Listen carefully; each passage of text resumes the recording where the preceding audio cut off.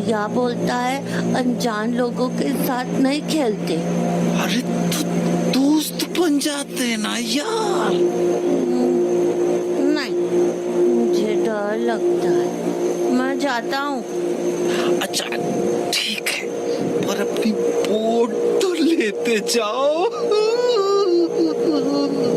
लाओ। अरे बुद्धू, हाथ तो बढ़ाओ अपना। हाँ, अब लाओ। इधर सोनू ने अपना हाथ बढ़ाया था, वहीं दूसरी तरफ दादू गहरी नींद में सो रहे थे कि तभी एक तेज बिजली की आवाज हुई और उनकी आंख खुल गई। न जाने ये बारिश कब रुकेगी, ये दोनों कटे गए। अरे सोनू, जय, अरे कहाँ चल गो? डर के मारे जब दादू हड़बड़ाते हुए कमरे से बाहर आए तो उन्हें जय दरवाजे पर खड़ा मिला। जय, तू यहाँ क्या कर रहा हो? और सोनू कटे हो? वो दादू, वो यहीं बाहर बोट से खेल रहा था, पर अभी तक आया नहीं। अरे दिमाग फिर गया है कहा तुम दोनों को? मना की थी ना तुम दोनों से बाहर जाओ को, फिर क्यों जान दो उसको? तो दादू, मैं तो... चुप कर, घर में जाकर बैठ जा, मैं जा रहा हूँ उसको ढूंढने। तो दादू हड़बड़ाते हुए घर से निकल गए और हर ओर सोनू को आवाजें लगाने लगे। सोनू, सोनू, सोनू, सोनू, सोनू। पर सोनू का कोई जवाब नहीं आया। फिर घर से थोड़ी दूर गटर के पास दादू को सोनू की बोट मिली, जिसके ठीक ऊपर एक लाल गुब्बारा हवा में तैर रहा था। उस गुब्बारे को देखकर दादू का दिल बैठ गया, क्योंकि अंबा गांव में लाल गुब्बारे को उदू की निशानी माना जाता था। तो हताश होकर दादू ने वो पेपर बोट उठाई और घर लौटा है। उनके घर लौटते ही जय बोल पड़ा, दादू, सोनू कहाँ है? कहाँ गया वो? दादू। जय लगातार सवाल करता रहा, पर दादू ने कोई जवाब नहीं दिया और जय के हाथों में सोनू की बोट थमाते हुए अपने कमरे में चले गए। ये तो वही बोट है जो मैंने सोनू के लिए बनाई थी। दादू, बताओ ना, कहाँ है सोनू? दादू। दादू कुछ नहीं बोले और जय ने पूरी रात उनके जवाब के इंतजार में बिता दी। अगली सुबह जब वो स्कूल गया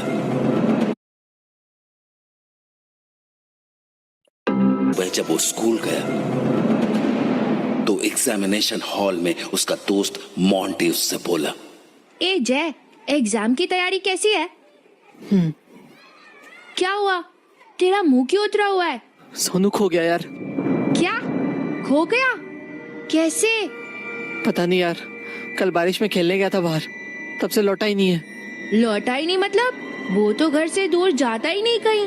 वही तो, एग्जाम नहीं होता तो मैं उसको ढूंढने चला गया होता। कोई नहीं, तू चिंता मत कर, पेपर देते हैं, उसके बाद ढूंढने चलेंगे। ठीक है, तो पेपर के बाद मेरे घर पे आ जाना, उधर से उसे ढूंढने चलेंगे। ठीक है, चल अभी के लिए ऑल द बेस्ट। तुझे भी। तो उसके बाद जय अपनी सीट पर चला गया और एग्जाम शुरू होने पर मोंटी भी अपना पेपर लिखने लगा। पर तभी उसे अपने पीछे से एक आवाज आई, मोटे, मोटे। वो आवाज ओम की थी, जो स्कूल का सबसे बड़ा गुंडा था और बदकिस्मती से वो मोंटी के ठीक पीछे ही बैठा था। अबे मोटे, सुनाई नहीं दे रहा क्या? क्या हुआ? चुपचाप मुझे अपनी कॉपी दिखा, मुझे कोई भी सवाल नहीं आ रहा है। पर क्या पर कर रहा है? देख, तूने कॉपी नहीं दिखाई ना, तो तेरा वो हाल करूंगा कि घर जाने लायक नहीं बचेगा, समझा? मोंटी जानता था कि ओम मजाक नहीं कर रहा था, उससे पूरा स्कूल कांपता था, इसलिए उसने उसे अपनी कॉपी दिखाना ही बेहतर समझा। पर तभी मोंटी के मन में एक ख्याल आया कि अगर वो ओम को अपने सवाल नहीं दिखाएगा तो ओम पक्का फेल हो जाएगा और अगली क्लास में उसे ओम को झेलना नहीं पड़ेगा। तो पलटकर मोंटी ने ओम से कहा, मैं तुझे क्यों दिखाऊं? मुझे एग्जाम लिखने दे। उसके बाद ओम ने कुछ नहीं कहा, पर उसकी आंखों में मोंटी के लिए गुस्सा साफ दिख रहा था। थोड़ी देर तक वो वहीं बैठा रहा, फिर टीचर को अपनी कॉपी देकर एग्जामिनेशन हॉल से बाहर जाने लगा। पर जाने से पहले वो मोंटी के पास रुका और उसे गुस्से से देखते हुए बोला, तू बाहर मेल बेटा, अगर तू आज अपने पैरों पे चल के घर चला गया ना तो मेरा नाम ओम नहीं। ओम की धमकी सुनकर मोंटी बहुत डर गया, क्योंकि वो जानता था कि आज स्कूल के बाद ओम उसे नहीं छोड़ने वाला था। इसलिए एग्जाम खत्म होते ही वो छुपते छुपाते अपने घर की ओर चला आया और वहां अपना स्कूल बैग रखकर जय के घर जाने लगा। पर अभी वो आधे रास्ते ही पहुंचा था कि उसे अपने बाईं ओर वाले तालाब के ऊपर एक बड़ा सा गुब्बारा दिखा। वैसे तो मोंटी की उम्र गुब्बारों से खेलने की नहीं थी, पर उस लाल गुब्बारे ने मानो उस पर कोई जादू सा कर दिया था। मोंटी उस गुब्बारे को पकड़ने के लिए पानी में जाने की सोच ही रहा था कि तभी उसकी नजर तालाब में तैर रही एक कमीज पर पड़ी। मोंटी उस कमीज को देखकर तुरंत समझ गया कि वो कमीज सोनू की ही थी, क्योंकि उसने आखिरी बार सोनू को उसी कमीज में देखा था। उस कमीज को देखने के बाद मोंटी के दिमाग से उस गुब्बारे का ख्याल निकल चुका था। अब वो बस सोनू की उस शर्ट को तालाब से निकाल लेना चाहता था। पर अभी वो तालाब में उतरने की सोच ही रहा था कि उसे अपने पीछे से एक आवाज आई, ओए मोटे, पानी में सुसाइड करने जा रहा है क्या? ओम की आवाज सुनकर मोंटी की रूह कांप गई। गुब्बारे और जय की मदद करने के बीच वो ये भूल ही गया था कि ओम ने उसे सबक सिखाने की धमकी दी थी। ओम, तुम क्यों आए हो यहाँ? साले मोटे, अब तू मुझे बताएगा कि मैं कहाँ हूँ और कहाँ नहीं। मैं यहाँ तुझसे हिसाब चुकता करने आया हूँ, समझा ना? क्यों? कौन सा हिसाब? अच्छा, साले हाथी के बच्चे, इतनी जल्दी भूल गया? याद है ना क्या कहा था तूने मुझे एग्जाम में? ओम भैया, वो गलती से। ओहो, ओम भैया, तू तो मिमियाने लगा बे। अब चुपचाप यहाँ चल। मोंटी जानता था कि वो यहाँ से कहीं नहीं भाग सकता।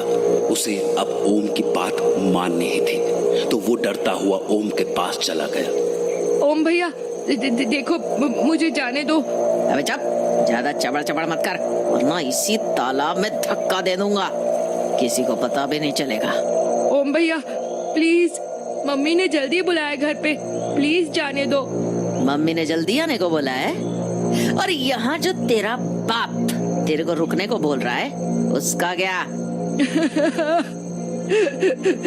मुझसे गलती हो गई, अगली बार से जो बोलोगे वही करूँगा, जाने दो प्लीज। मोंटी गिड़गिड़ा ही रहा था कि ओम ने अपने कमीज के अंदर से एक चाकू निकाल लिया। देख इस चाकू को, हाँ? ये है तेरा बाप, इसको बोल प्लीज, बोल हरामी। ये चाकू क्यों? इससे क्या करोगे ओम भैया? अभी बताता हूँ इससे क्या करूँगा, पहले शर्ट उतार अपनी। नहीं प्लीज। खुश हो जा कि पैंट नहीं उतरवा रहा मोटे, शर्ट उतरवा रहा हूँ, क्योंकि मुझे तेरी गोल मटोल तोंद देखनी है। चल उतार, नहीं तो पेट फाड़ दूंगा तेरा। उतार रहा हूँ। लाचार मोंटी क्या करता? उसने न चाहते हुए भी अपनी शर्ट उतार दी और घबराई आंखों से ओम की ओर देखने लगा। ओम भैया प्लीज जाने दो ना। ऐसे कैसे जाने दे दूं मोटे? अभी तो मुझे तेरे पेट पे चाकू से गोला बनाना है, बिल्कुल ओ जैसा, ओम का ओ, जिससे तू जिंदगी भर याद रखे कि ओम से हरामीपना नहीं करना चाहिए। ओम अपना चाकू लेकर मोंटी के पास पहुंचा ही था कि मोंटी ने उसे जोर से धक्का दिया और वहां से भाग निकला।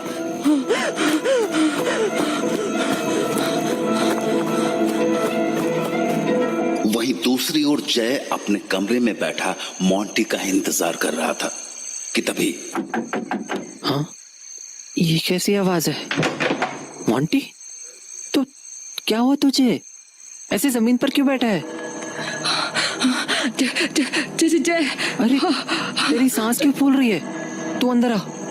तो जय ने मोंटी को अपने बिस्तर पर बिठा दिया और उससे सवाल पूछने लगा। मोंटी, क्या हुआ तुझे? इनहेलर। देखो तो अस्थमा का दौरा पड़ रहा है। इनहेलर कहाँ है तेरा? हर समय तो रखता है तू। गिर गया।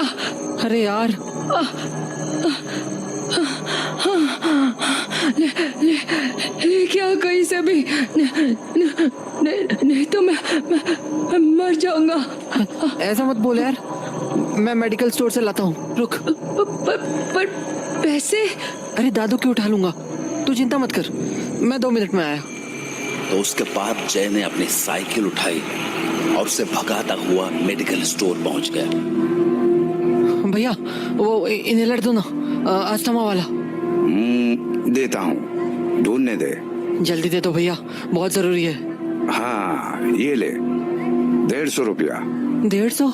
भैया 100 ही है मेरे पास, 50 बाद में दे दूं। अभी ये ले जाने दो प्लीज। हाँ हाँ ठीक है, ले जा। तो मेडिकल स्टोर से इनहेलर लेकर जय सीधा मोंटी के पास आ गया